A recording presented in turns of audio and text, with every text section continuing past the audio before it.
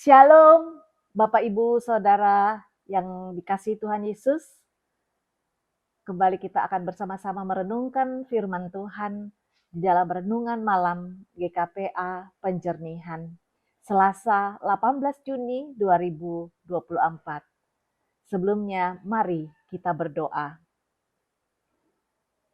Ya Bapa Surgawi di dalam Yesus, Bapa yang baik, sangat baik dan teramat baik dalam kehidupan kami. Kami bersyukur ya Tuhan atas segala berkat yang Kau sudah limpahkan di dalam kehidupan kami. Terima kasih Bapa.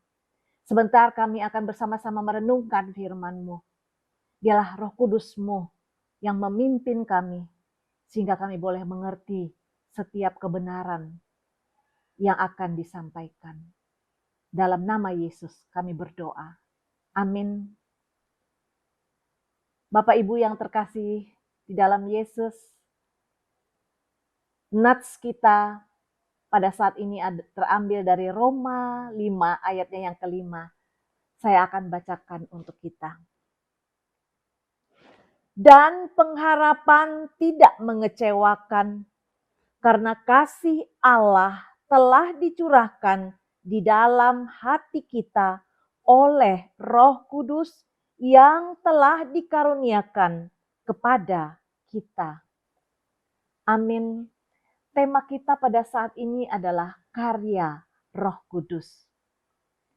Bapak, Ibu, Saudara yang terkasih di dalam Yesus, mungkin saat ini kita sedang menghadapi situasi dan kondisi yang membuat kita kehilangan pengharapan.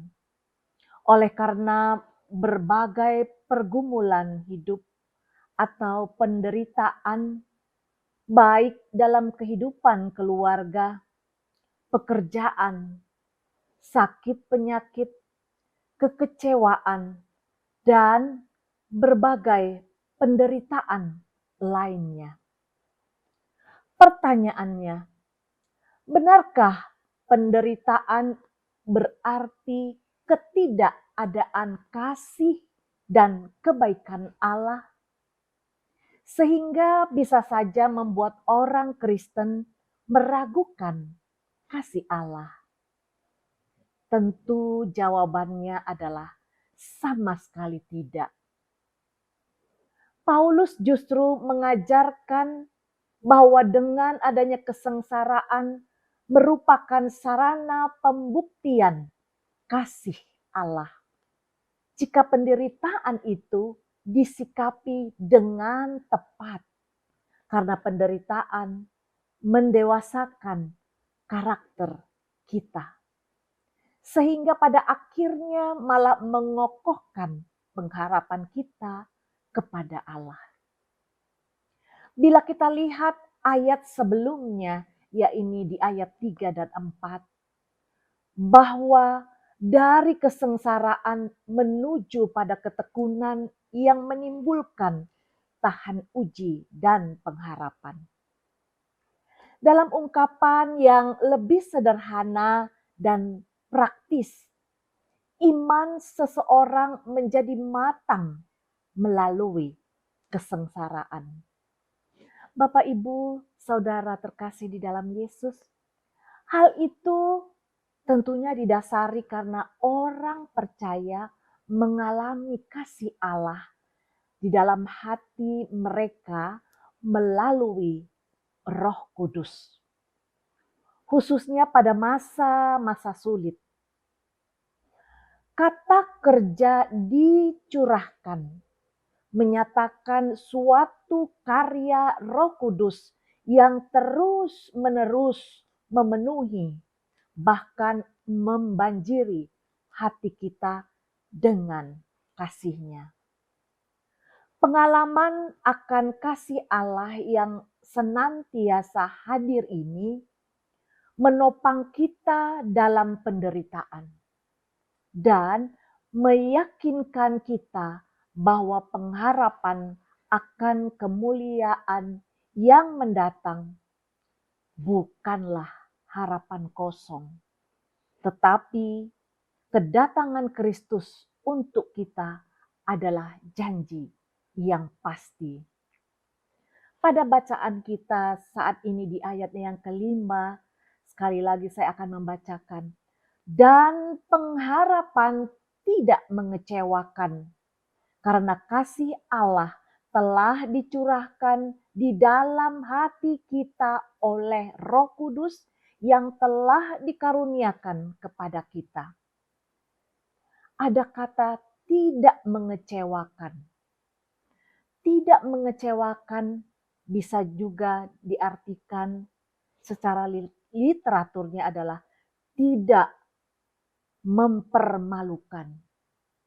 Kalau coba kita baca ulang Roma 5 ayat yang kelima, dan pengharapan tidak mengecewakan atau tidak mempermalukan, karena kasih Allah telah dicurahkan di dalam hati kita oleh Roh Kudus yang telah dikaruniakan kepada kita.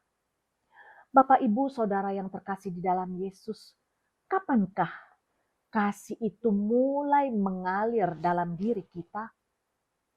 Yakni pada saat Roh Kudus diberikan kepada kita.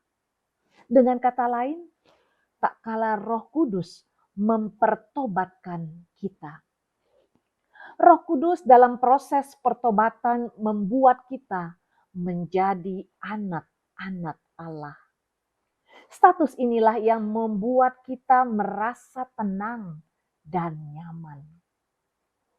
Kita kadangkala memang tidak mampu memahami rencana dan kebaikan Allah. Namun sebagai anak-anaknya, kita seharusnya meyakini bahwa Bapa di surga pasti selalu memberikan yang terbaik bagi kita.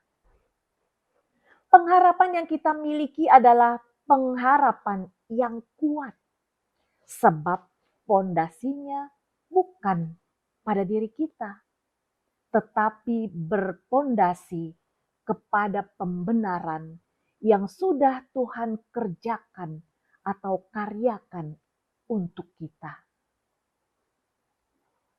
Jadi Bapak, Ibu, Saudaraku, pengharapan kita tidak mengecewakan.